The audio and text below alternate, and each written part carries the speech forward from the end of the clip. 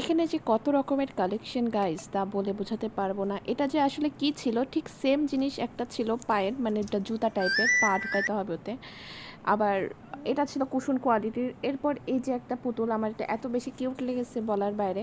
আমি সব পুতুলগুলো একটু ধরে ধরে দেখছিলাম কোনটা কেমন কি। তো এরপর এখানে আরও অনেক প্রকারের পুতুল ছিল, যেমন এটা যে রেড পুল বলে মেবি, আমি আসলে জানি না।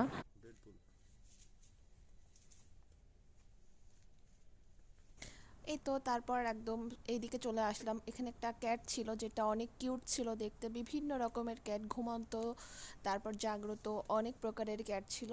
আর এপাশে একটা হাতি ছিল, কিউট হাতি। আর এপাশে অনেকগুলো হাতি আছে, খরগোশ আছে, বিভিন্ন রকমের পুতুল। আসলে আমি এত পুতুলের নামও জানি না। এখানে একটা চিরুনিওয়ালা পুতুল ছিল, মানে ওর মাথায় একটা চিরুনি ঝুলছিল, আমি আবার সেটা ধরে দেখছিলাম, আমার অনেক ভালো লাগছিল।